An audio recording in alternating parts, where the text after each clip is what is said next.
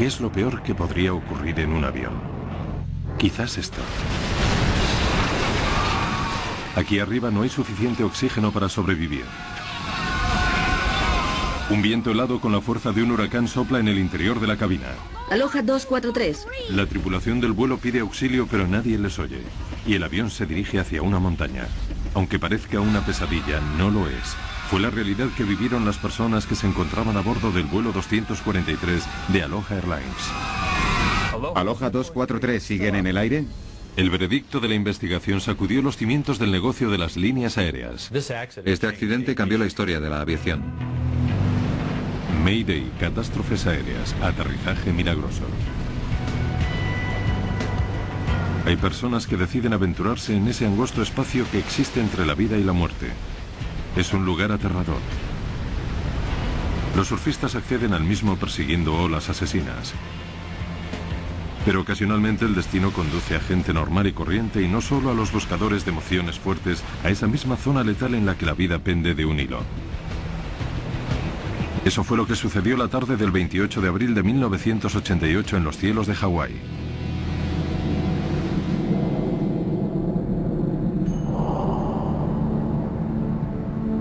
A la 1 de la tarde el vuelo 243 de Aloha Airlines se disponía a partir.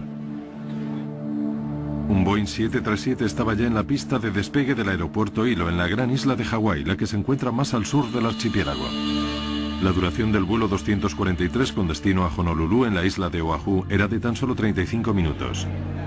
Para dar servicio a las islas, los aviones de Aloha trabajan muy duro. Los vuelos son muy cortos, pero se efectúan infinidad de ellos. Este avión había estado yendo y viniendo entre las islas desde una hora muy temprana. El siguiente sería su 9º vuelo del día.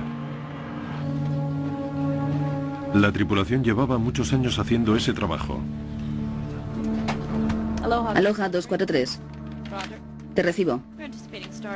Hacía ya 11 años que el capitán Bob Schonsteimer volaba con Aloha Airlines.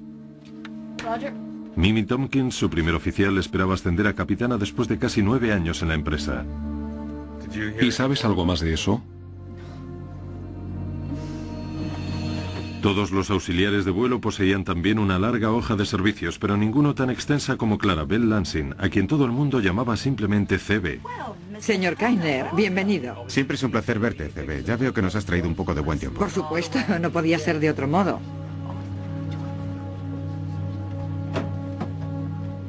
Permítame ayudarle con esto. Sí. CB era la jefa de cabina de pasajeros, la sobrecargo. Michelle Honda, una veterana que llevaba 14 años trabajando como auxiliar de vuelo, era la número 2. Jane Sato Tomita ocupaba ese puesto desde hacía 19 años. Era una de las tripulaciones más experimentadas que existían y viajaba a bordo de un avión que había cubierto los trayectos entre las islas de Hawái sin problema alguno durante 19 años. ¿Interruptores? El aparato tenía a sus espaldas casi 90.000 vuelos. En aquel momento tan solo otros 737 en todo el mundo superaba esa cifra sin precedentes. Comprobado. Los viajeros no tenían motivos para temer, sabían que estaban en buenas manos. Hasta que Gail Yamamoto, vio algo que le hizo detenerse.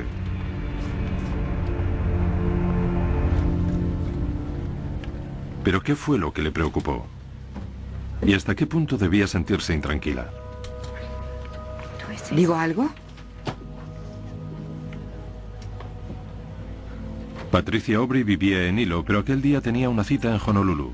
Aunque en un primer momento decidió sentarse en la parte delantera del avión, en la fila 1, por alguna razón se sintió incómoda y prefirió ocupar un asiento más atrás. Finalmente escogió un sitio libre de la fila 17.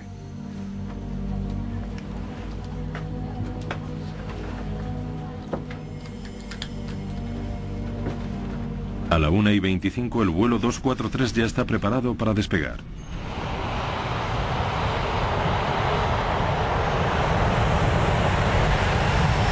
Durante los despegues y los aterrizajes el avión solía temblar mucho y el ruido que producía era ensordecedor, pero la tripulación y los pasajeros habituales habían terminado acostumbrándose.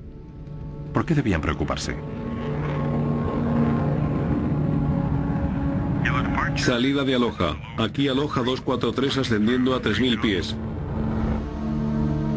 Entendido. Aunque era el capitán, Bob Schonsteimer decidió encargarse de las comunicaciones por radio con el Centro de Control de Tráfico Aéreo. Mimi Tompkins pilotaría el avión hasta Honolulu.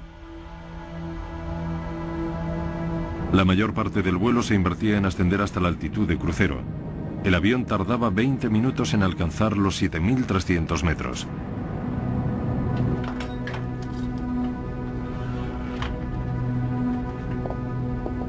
Para muchos pasajeros, planear sobre el Pacífico formaba parte de la rutina diaria.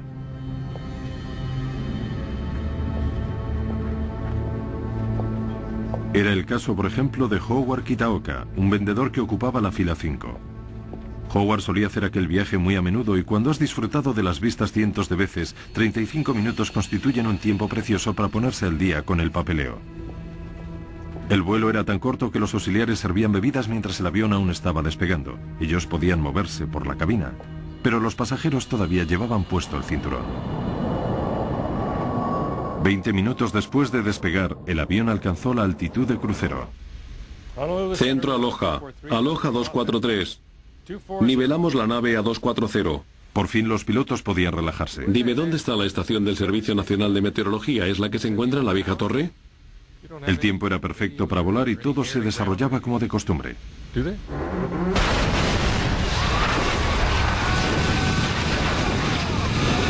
¿Qué ha sido eso? Tenemos que bajar. Hemos perdido presión.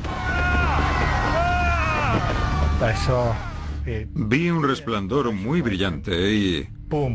Todo lo que veía en el avión estaba siendo succionado al exterior. Esto fue lo que sucedió. Una descompresión explosiva había arrancado 35 metros cuadrados de fuselaje. Estábamos en medio de una ráfaga de viento tremenda que soplaba con una fuerza increíble. Un montón de cosas fueron succionadas. Teníamos el pelo de punta, así. Todo el mundo estaba en sus asientos, excepto las azafatas. Vi a una caída en el pasillo. Vi su cabello al viento y vi sangre. Y nada más. James Sato Tomita había recibido el impacto de varios escombros en la fila 2. La fuerza de la explosión arrojó a Michelle Honda al suelo a la altura de la fila 15 y no había ni rastro de C.B. Lansing. Torre, yo tomaré el control. No te oigo. Tan solo habían pasado unos segundos desde la explosión. El ruido del viento hacía imposible la comunicación entre los miembros de la tripulación. No te oigo. Hemos perdido presión. En ese momento, por primera vez, comenzaron a intuir lo que había sucedido. Sobre una amalgama de escombros se veía el cielo azul donde antes estaba el techo del avión.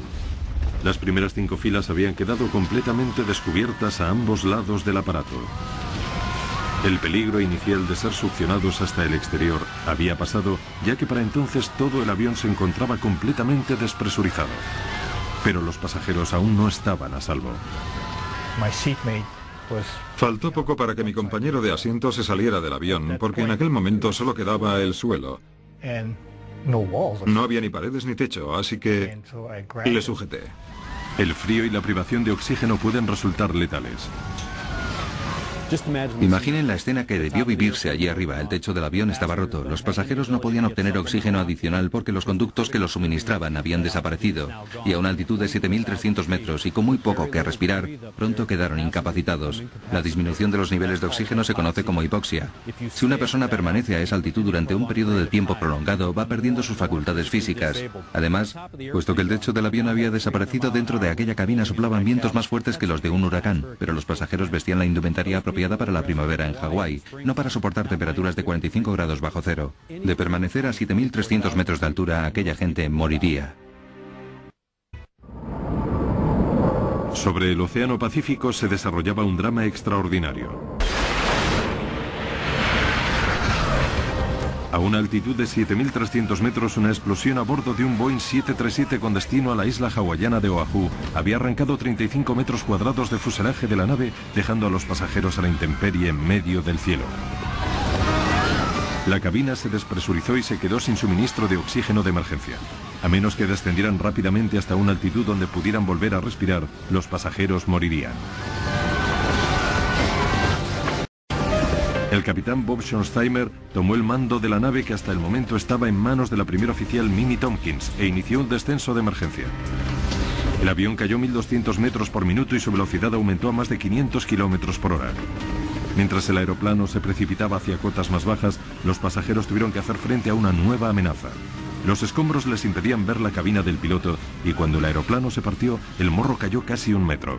Únicamente las estrechas barras que discurrían por el suelo mantenían unido el aparato. El suelo se estaba combando y se veía que el avión se doblaba por la mitad.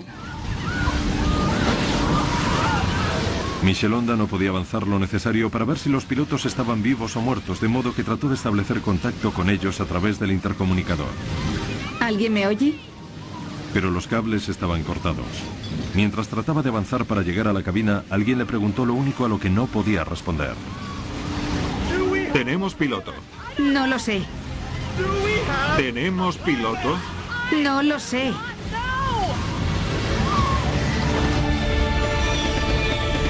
¿Saben pilotar un avión? El pánico debió apoderarse de los pasajeros cuando la azafata hizo la pregunta que ninguno de ellos deseaba oír. ¿Saben pilotar un avión? Mientras la primera oficial Mimi Tompkins trataba de avisar al control de tráfico aéreo de Honolulu. Los registros de la grabadora de voz de la cabina a la caja negra, analizados posteriormente por los investigadores de accidentes, aportaron una serie de datos asombrosamente precisos sobre lo que sucedió.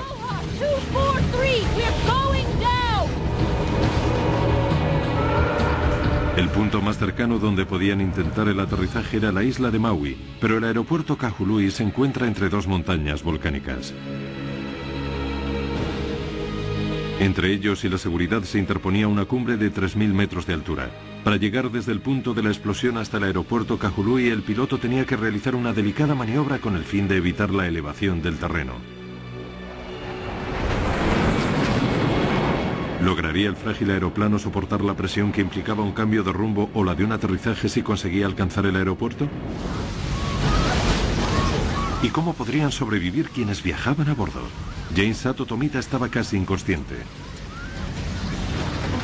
Howard Kitaoka le tomó la mano y la estrechó con la suya. Únicamente cuando Jane le respondió con el mismo gesto supo que seguía viva. No sé con seguridad si estaba consciente, pero logré apretarle la mano. Y ella me respondió estrechando la mía. Nos quedamos así un buen rato. En un momento así, el mero hecho de estrechar una mano es realmente emotivo. Aloha 243. ¿Me reciben? Mimi Tompkins no lograba comunicarse con el control de tráfico aéreo de Honolulu, por lo que cambió la frecuencia de la torre del aeropuerto Kahului de Maui. Torre de Maui. Aloha 243. Torre de Maui. Aloha 243. Aquí Torre, ¿puede repetir sus datos? Aloha 243. Nos disponemos a aterrizar. 3 minutos después de la explosión, la tripulación logró establecer contacto radiofónico con tierra firme. Estamos despresurizados. Tenemos una emergencia. Aloha 243, indique su posición. Estamos al este de Point McKenna. Descendemos desde una altitud de 3.300 metros. Solicitamos autorización para aterrizar en Maui y la presencia de equipos de urgencias. ¿Parque de bomberos del aeropuerto? Tenemos un 737 de Aloha a unos 5 minutos de aquí, a unos 32 kilómetros. Aterrizará en la pista 02. Problema de descompresión. El piloto afirma que se trata de una emergencia. Gracias, Torre de Maui. Atención, atención. A todo el parque, tenemos una situación de emergencia en pleno vuelo. Es un 737. Está a 5 minutos, 32 kilómetros y se dirige a la pista 2. Hay personas a bordo, ignoramos si transporta combustible. En este momento tiene problemas de descompresión. Pista 2, pista 2.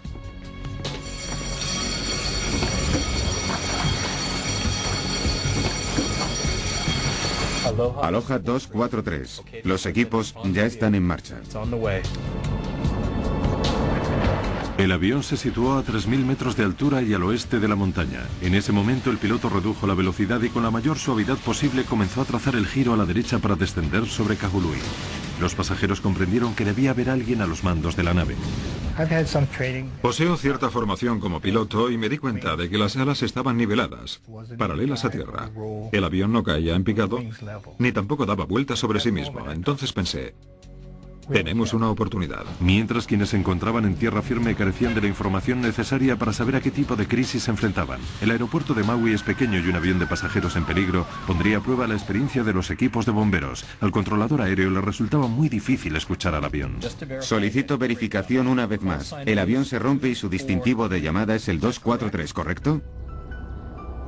Habían pasado 4 minutos desde que se produjera la explosión y puesto que para entonces el avión volaba a una altitud menor, los pasajeros pudieron quitarse las máscaras de oxígeno. Además, la velocidad del aeroplano apenas superaba los 380 km por hora, por lo que el ruido del viento disminuyó lo suficiente para que los viajeros pudieran escucharse entre sí. ¿Quieres que pida algo más? No. Aloha 243. Parece que hemos perdido una puerta. Tenemos un agujero en el costado izquierdo del avión. Pero en la torre no se escuchó esa nueva información. Habían perdido el contacto con el avión y no captaban sus transmisiones. Aloha 243, ¿sigue ahí arriba? El problema era un mal funcionamiento de la radio, se trataba de algo aún peor. Aloha 243. Al no obtener respuesta del avión en apuros, el controlador temió lo peor. Aloha 243. Aloha 243, ¿sigue ahí arriba? Aloha 243, si sigue ahí, por favor, identifíquese. Afirmativo. Entendido, Aloha 243. Ya tengo su identificación. Todo listo para el aterrizaje. Viento 040 a 20 nudos. Por fin se restableció la comunicación, pero las dificultades de la tripulación no habían terminado. Cabina, ¿me escuchan? Mimi Tompkins intentó ponerse en contacto con la cabina de pasajeros por medio del intercomunicador, pero no obtuvo respuesta. Los pilotos ignoraban lo que estaba sucediendo tras ellos. El avión seguía en el aire y el capitán tenía que concentrarse en pilotarlo, sin saber con exactitud los daños que se habían producido en la parte trasera. Dile que necesitaremos ayuda para evacuar. De acuerdo. Torre de Maui, aquí Aloha 243. ¿Me escuchan en la frecuencia de la torre? Aloha 243, le escucho alto y claro, adelante. Vamos a necesitar ayuda. No podemos comunicarnos con los auxiliares de vuelo. Y necesitaremos asistencia para los pasajeros cuando aterricemos. De acuerdo, necesitarán una ambulancia, ¿correcto? Afirmativo. Durante el descenso, los pasajeros vivieron momentos de absoluto terror.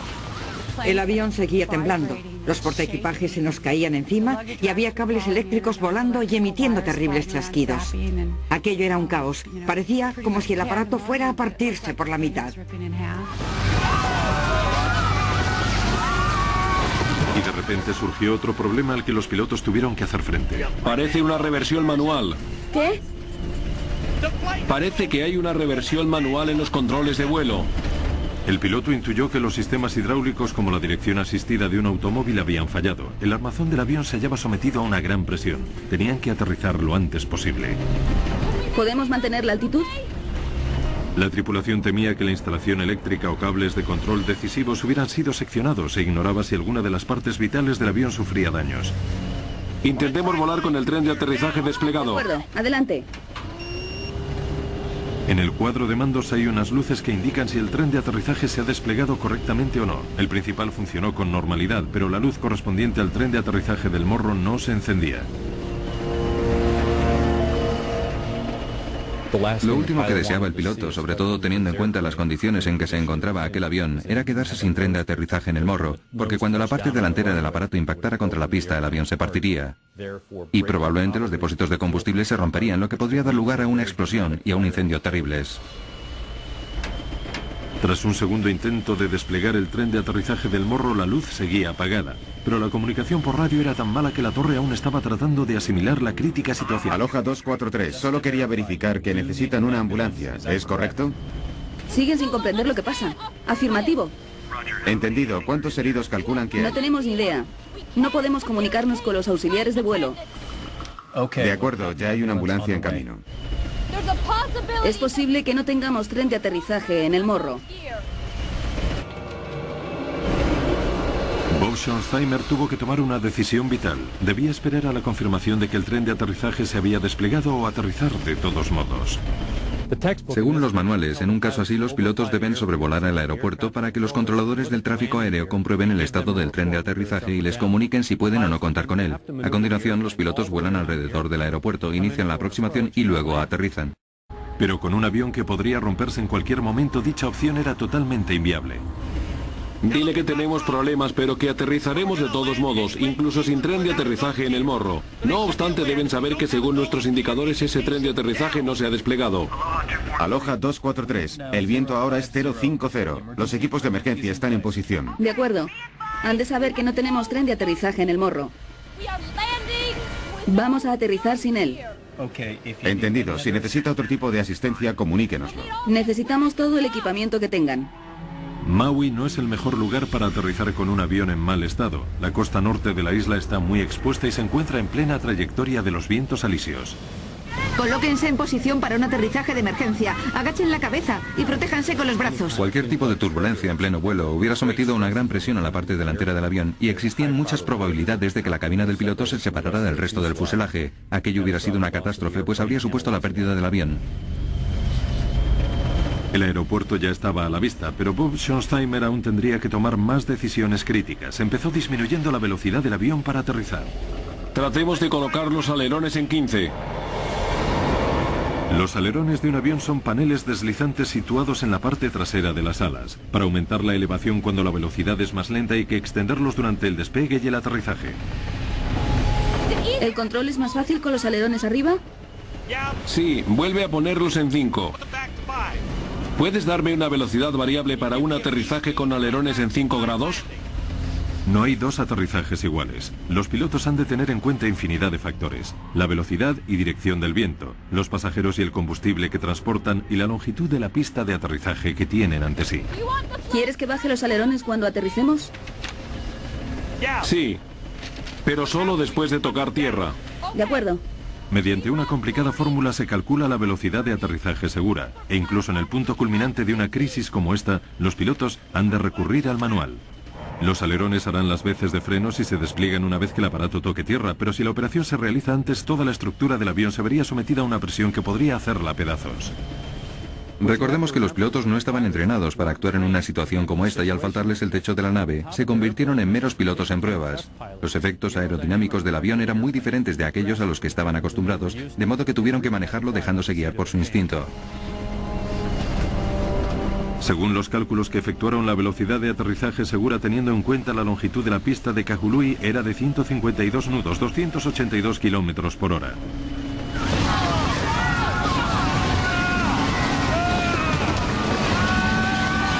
Pero a medida que el avión perdía velocidad resultaba más difícil controlarlo, de modo que el piloto tuvo que tomar otra decisión crucial: acelerar para mantener el control del aparato. Aquello significaba que llegaría a la pista de aterrizaje más rápido de lo que debía, pero a juicio del capitán, pese a todo, esa seguía siendo la mejor opción. Me dio la sensación de que la velocidad a la que nos acercábamos a la pista de aterrizaje era muy alta. No sé, no me pregunten a cuántos kilómetros por hora íbamos porque no lo sé. Pero en comparación con otros aterrizajes me pareció que avanzábamos muy rápido. Los equipos de rescate por accidentes se dispusieron a enfrentarse al peor de los escenarios. A tal velocidad y sin tren de aterrizaje parecía inevitable que en el momento en que el avión tocara tierra el combustible se prendiera, dando lugar a un catastrófico incendio. En aquellas condiciones, sin tren de aterrizaje en el morro, la decisión de tomar tierra pudo ser la sentencia de muerte de todas las personas que viajaban. Habían pasado 12 terribles minutos desde la explosión y algunos pasajeros estaban convencidos de que no lograrían salir vivos de allí. Pensé que acabaría en el agua donde me comerían los tiburones. Entonces vi la montaña, pero jamás creí que lograríamos salvarla. Solo sabía que nos estrellaríamos contra ella. Después, cuando vimos por fin el aeropuerto, pensé que moriría quemada, porque el avión se incendiaría al chocar contra la pista de aterrizaje. De repente llegó la noticia por la que los pilotos habían estado rezando. El tren de aterrizaje está afuera. Llama para comunicar que el tren está fuera. Estupendo, gracias. Aloha 243, para su información vemos el tren de aterrizaje desplegado. Está desplegado. ¿Quieres que coloque los alerones en 40? ¿Te ayudo? No, cuando estemos en tierra. Los pilotos habían tenido que tomar decisiones críticas, se jugaban la vida. En cuestión de segundos descubrirían si fueron las correctas. Michel Honda estrechó contra su cuerpo a su compañera herida. Se acercaba el momento definitivo. Los pasajeros se consolaban unos a otros en lo que podían ser sus últimos momentos de vida. Junto a mí estaba sentada una mujer. Su esposo se encontraba al otro lado del avión, una fila más atrás. y los vi estirando el brazo, intentando que sus dedos se tocaran para despedirse. Fue un momento realmente emotivo para mí. Entonces supe que iba a morir, porque les vi despidiéndose.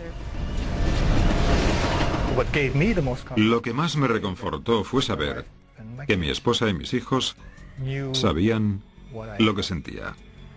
Eso fue un gran consuelo. No necesitaba decirles nada más. Ni os quiero o me preocupa lo que os pase, porque sentía que ya había dicho todo eso.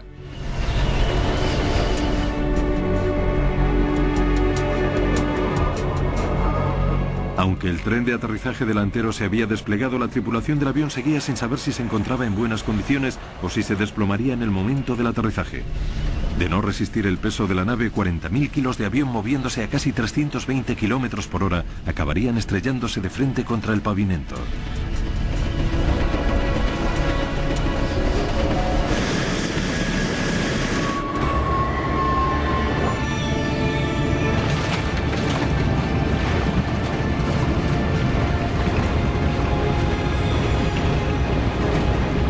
Inversión.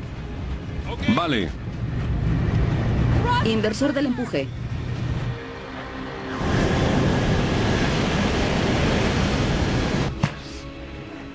Aloha 243, apague el motor donde está. Sí. Todo está bien, el tren de aterrizaje resistió. Los coches de bomberos ya están en camino.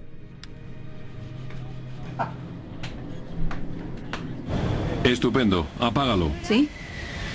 Sí.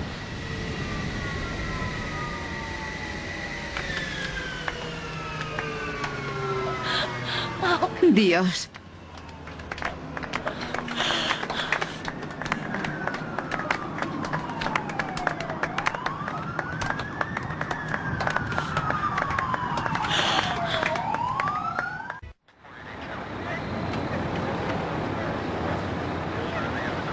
Viendo estas extraordinarias imágenes grabadas momentos después del aterrizaje, resulta difícil comprender la extensión de los daños que sufrió el avión. Terminaba de completarse una evacuación de emergencia de los pasajeros que resultaron ilesos, pero aún había que ayudar a salir del aparato a otros que sí estaban heridos. Es asombroso que el 737 lograra mantenerse en el aire durante aquellos aterradores 13 minutos. El capitán Schonsteimer recibía los agradecimientos de los pasajeros que tan solo unos minutos antes estaban convencidos de que iban a morir. Poco a poco la tensión se fue desvaneciendo. Le dije, sí, tío. Eso fue todo. El piloto hizo un trabajo extraordinario. Patricia Aubry abrazaba a su heroína Michelle Honda. Estaba llorando. Evidentemente había sido una experiencia muy traumática para todos. Fue horrible mirar el avión y ver a toda esa gente sangrando. Yo me tocaba el cuerpo y pensaba, estoy aquí, no puedo creer que siga viva. Aquel último impulso de cambiar de asiento le salvó de resultar herida, puede incluso que de morir. Algo me decía que no me sentara allí. No tenía una buena razón para trasladarme, pero mi ángel guardián me dio un golpecito en el hombro y me dijo que me moviera. Un último y desesperado recuento de los pasajeros hecho por Michelle Honda confirmó los peores temores de la tripulación. Cebe Lansing, la veterana que llevaba 37 años volando con la compañía, había desaparecido. Enseguida se inició una búsqueda en la parcela de océano sobre la que tuvo lugar la explosión, pero no se encontró su cuerpo y tampoco restos del avión. Jane Sato Tomita comenzaba a recuperarse. 7 pasajeros estaban heridos de gravedad. La peor lesión era una fractura de cráneo. Pero ¿cómo logró sobrevivir el resto? En el momento de la descompresión, únicamente sus cinturones marcaron la diferencia entre la vida y la muerte. De repente escuchamos un ruido tremendo y aquello se partió. Yo creí que habíamos saltado por los aires, pero todos teníamos el cinturón abrochado, o al menos la mayoría, pues de lo contrario habríamos perdido a más gente. Pero hubo algo más. En el momento clave, los fuertes vientos tan característicos de Maui dejaron de soplar. Me sorprendió mucho ver que faltaba la parte delantera del fuselaje. Lo gracioso de todo esto es que cuando el avión comenzó a aproximarse al aeropuerto no había viento. Estoy seguro de que si hubiera soplado el viento, el aparato no lo habría conseguido. Se hubiera partido en 2 pedazos. Es un milagro. Un verdadero milagro. Este episodio es uno de los eventos más importantes de la historia de la aviación. Ningún avión ha conseguido aterrizar con daños de esa envergadura. Lo único que mantenía la cabina de mando, unida al resto del fuselaje, eran las barras que discurrían por el suelo. Aquella gente básicamente pendía de un hilo. Efectuando un minucioso estudio del fuselaje, los investigadores trataron de determinar los motivos por los que la estructura del avión permaneció de una pieza. El factor decisivo resultó ser la localización precisa de la explosión. El hecho de que los daños se localizaran en la parte superior del avión les salvó. El morro se estaba cayendo, pero estas barras mantuvieron el aparato de una pieza, soportando una gran tensión. Gracias a ellas, aunque estuvo a punto de partirse, la estructura conservó su solidez. Si estos daños se hubieran producido en el suelo, el morro habría ejercido una presión excesiva sobre toda la estructura, que hubiera terminado combándose y rompiéndose. Fue una gran suerte que la zona más afectada fuera el techo de la nave. Pero ¿cómo es posible que el techo de un avión salte por los aires de repente? A la Comisión Nacional de Seguridad del Transporte, o NTSB, se le encomendó la tarea de descubrir lo que había pasado. Los investigadores consultaron los registros del avión, algo como el historial de servicio de un automóvil, y las sospechas recayeron en el propio aeroplano. La mejor prueba para saber lo que sucedió, la sección del fuselaje que faltaba, se encontraba en el fondo del Océano Pacífico. Pero uniendo cuidadosamente las pistas de que disponían, los investigadores confiaban en resolver uno de los accidentes más espectaculares de todos los tiempos. En los 38 años que habían pasado desde su lanzamiento en 1967, se vendieron más de 5.000 Boeing 737. Cada 5 segundos un 737 despega en algún lugar del mundo. El avión del accidente era el número 152 de una línea de producción entregada en mayo de 1969. Habían sido diseñados para una vida útil de 20 años y 75.000 vuelos. Sin embargo, este en concreto superó con creces esa cifra, aunque muchos de sus trayectos fueron de corta duración. Su fuselaje estuvo sometido a constantes tensiones debido a la presurización. El fuselaje de los aviones respira, es decir, se expande y contrae en función de la altitud. Cuando se encuentra en el suelo está contraído y cuando asciende hasta una altitud de 7.300 metros se expande. Así pues, el avión se halla sometido constantemente a ciclos de expansión y contracción debido a la presurización. Dichos ciclos debilitan la estructura a lo largo de un dilatado periodo de tiempo y a tenor del historial de este avión, el hecho de que tuviera ciclos muy altos probablemente influyera en el debilitamiento de la estructura del fuselaje. Dado que son miles los 737 que suben a los cielos cada día, los investigadores tenían que averiguar con total seguridad lo que hizo explotar a este. En Washington, Distrito Federal, se encontraba Jim Wildy, uno de los miembros de la NTSB que trabajaban en el caso. Su experiencia como metalúrgico resultó crucial. Recibí una llamada en medio de la noche, serían las 2 de la madrugada. Era mi jefe, me dijo que se había producido un accidente en Hawái y que estaban formando un equipo de investigación, de modo que me subí a un avión y me desplacé hasta la isla.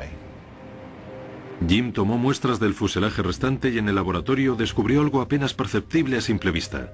Minúsculas grietas como estas junto a los orificios donde habían estado los remaches. Para averiguar cómo habían llegado allí esas grietas, había que remontarse a los orígenes del avión, al ensamblaje del Boeing 737.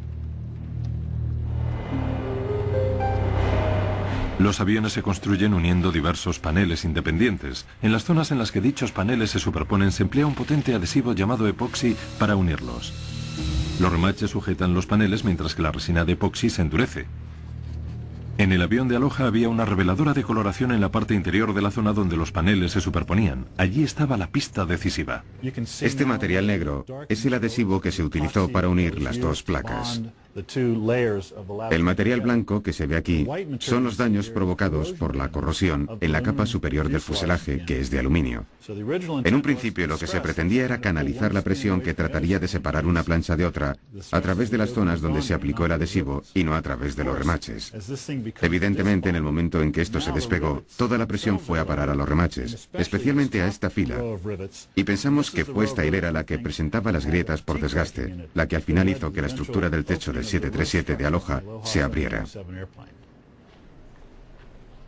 Los archivos revelaron que Boeing advirtió a las líneas aéreas, incluida Aloha, de que algunos 737 de los más antiguos habían dado problemas. Si el epoxi no se aplica a la temperatura exacta o si los paneles tienen humedad o polvo, esas soldaduras por adherencia pueden resultar defectuosas.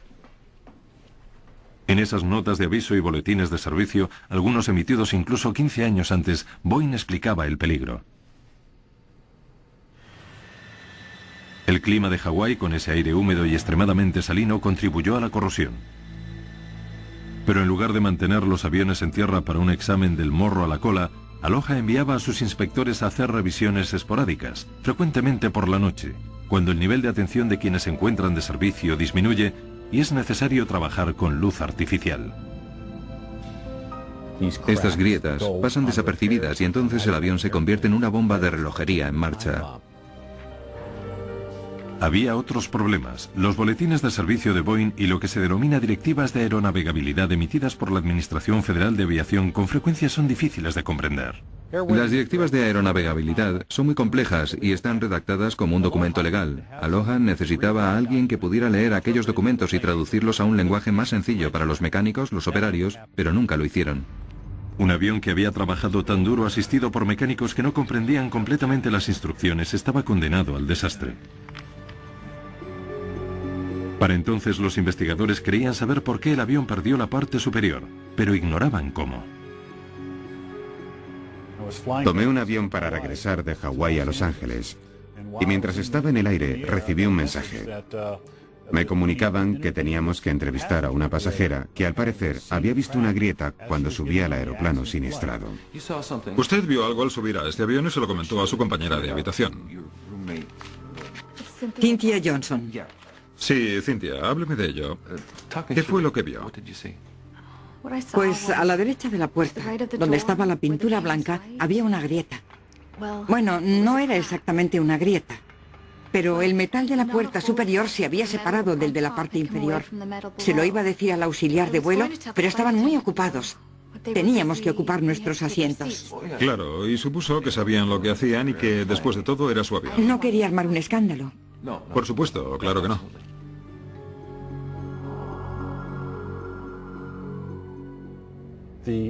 La testigo vio una grieta en esta zona y encontramos fisuras por fatiga hasta este punto. Esta es la línea en la que se unieron ambas grietas. Al hacerlo, una pieza cayó y se desprendió y la otra salió volando y cayó por el lado derecho. Pero algo seguía sin encajar. Boeing diseñó el 737 y otros de sus aviones para que nunca sucediera algo así. Todo el interior del fuselaje del avión está recubierto por unas placas de 25 centímetros llamadas flejes, cuya misión es reforzar la estructura y controlar cualquier posible rotura. Si apareciera una grieta, tan solo debería extenderse hasta el siguiente fleje antes de desprenderse en un ángulo de 90 grados. De ese modo, aunque exista un agujero en el avión, actuará como válvula de seguridad. El objetivo de los flejes es confinar cualquier tipo de desgarro o grieta que aparezca en la cubierta superior del fuselaje a una superficie cuadrada de 25 centímetros. Si permites que la fisura vaya más allá de esa parcela, podrían peligrar secciones más extensas del fuselaje y hacerlo reventar. Ese cuadrado de 25 centímetros permite una descompresión controlada y limita los daños estructurales a una zona muy pequeña. Entonces, ¿por qué falló en este caso la válvula de seguridad? La NTSB pensaba que había tantas grietas en el fuselaje que simplemente se unieron atravesando los flejes. El avión de Aloha era único en varios aspectos. En primer lugar, por el modo en que operaba, realizaba vuelos muy cortos, así que se sometía a un gran número de ciclos de presurización y los remaches experimentaban una presión intermitente. En segundo lugar, al separarse las placas, toda la presión recayó sobre los remaches. Eso hizo que las grietas se unieran y que el techo se desprendiera del avión. ¿Pero era esa la respuesta final sobre lo que le sucedió al vuelo 243? Poco después surgió una nueva teoría que podría arrojar nueva luz sobre aquel dramático suceso.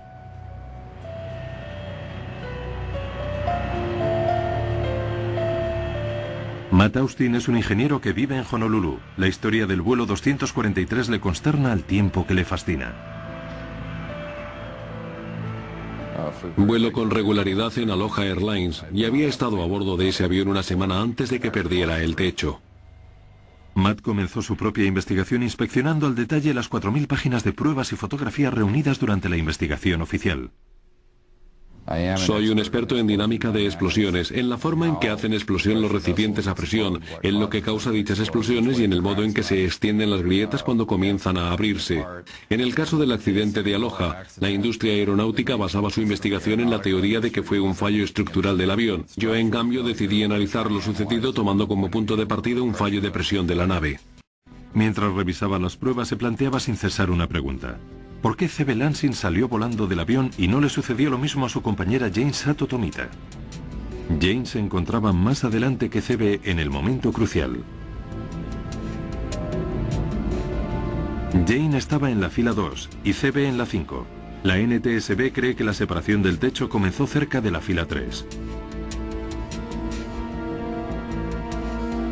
Según los testimonios de los pasajeros recabados poco después del incidente, CB Lansing salió despedida hacia arriba y hacia la izquierda, no hacia adelante. Yo estaba en el pasillo, a la derecha, y cuando levanté la mirada de mi revista, vi unas piernas que subían y se movían hacia la izquierda, por detrás de la primera clase. Desde donde yo estaba, si el morro terminaba en la fila 12, esto sucedió en la 11. Las pruebas forenses sugieren otro posible escenario. Michael Sweet, ex policía, es ahora un especialista en el análisis de salpicaduras de sangre. Estudiar las manchas de sangre de las escenas del crimen puede ayudar a meter entre rejas a un asesino o a poner en libertad a los inocentes. Michael examinó las fotografías oficiales del fuselaje del 737. Esta es una fotografía ampliada del lado izquierdo del aeroplano. La parte delantera estaría aquí, y hay algo que sospechamos podría tratarse de una mancha de sangre, y que presenta una forma muy peculiar. A la derecha, junto a la ventana. Aquí. ¿Podría esa mancha ser el lugar en el que la cabeza de CB Lansing impactó contra el exterior del fuselaje? Así lo cree el analista. El hecho de que haya manchas de sangre en el costado del avión, en mi opinión, indica que la fuente de la que salió dicha sangre, en este caso, se encontraba momentáneamente atrapada cuando entró en contacto con el lateral del aparato. Este análisis tan solo sugiere que estaba atrapada, pero no explica cómo o por qué. Matt Austin cree tener la respuesta. El 28 de abril de 1988, un Boeing 737 propiedad de Aloha Airlines en Hawái sufría una descompresión explosiva en pleno vuelo. Por increíble que parezca, logró aterrizar entero tras perder únicamente a un miembro de su tripulación. Los investigadores culparon del siniestro al desgaste del metal debido a un mantenimiento mediocre. Pero pronto surgió una polémica teoría que ponía en entredicho al menos parte de la cadena de sucesos. ¿Y si se hubiera abierto un agujero de seguridad tal y como estaba previsto, pero directamente sobre el auxiliar de vuelo? Matt Austin cree que CB Lansing fue succionada por dicho agujero y quedó atrapada en él, bloqueándolo momentáneamente. Todo el aire que trataba de escapar no tenía ningún sitio a donde ir, por lo que se concentró hasta dar lugar a un enorme pico de presión. Y eso fue lo que hizo saltar por los aires el techo del avión. Lo que Matt describe se conoce como golpe de ariete. En términos científicos, el aire es fluido, como el agua, y en una bañera se puede demostrar fácilmente en qué consiste el fenómeno. El agua escapa por el desagüe. Si acercamos el tapón al agujero, será succionado de inmediato y creará una fuerza, que es un ejemplo muy sencillo de golpe de ariete. Matt cree que este fenómeno, a una escala descomunal, provocó el accidente. Es muy trágico, pero si no observamos las pruebas forenses que quedan atrás, no comprenderemos exactamente lo que provocó la descompresión explosiva y posiblemente tampoco podremos evitar que la desgracia se repita.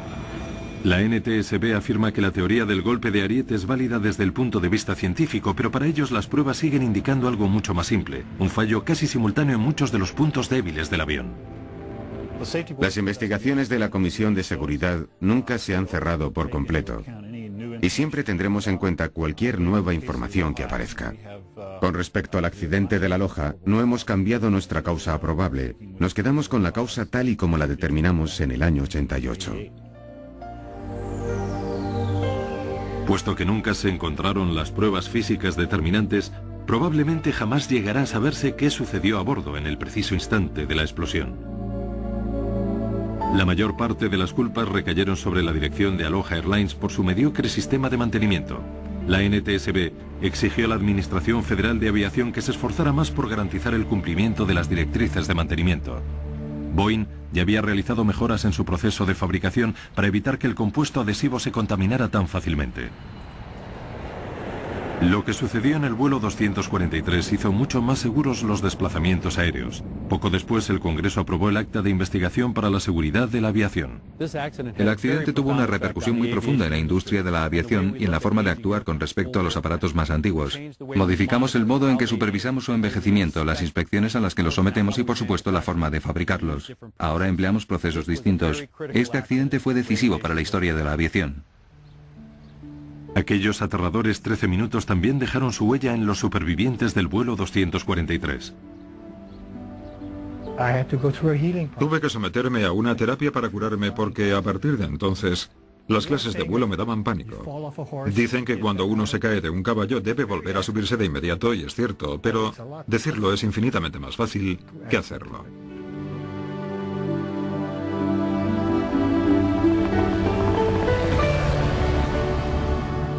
También Patricia Aubry tuvo que hallar un modo de enfrentarse a los recuerdos, y lo que hizo fue visitar la misma parcela de espacio aéreo en la que vivió aquella pesadilla.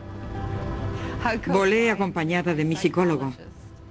Me sometí a un proceso al que llaman desensibilización, en el que te obligas a enfrentarte a tu miedo. Y lo haces cuantas veces sea necesario hasta que dejes de experimentar reacciones negativas. Antes de que aquello me sucediera, cuando me pasaba algo malo decía, odio la vida. Pero ahora sé que no es cierto, que puedo soportarlo todo. Afrontaré cualquier contratiempo, pero prefiero estar viva.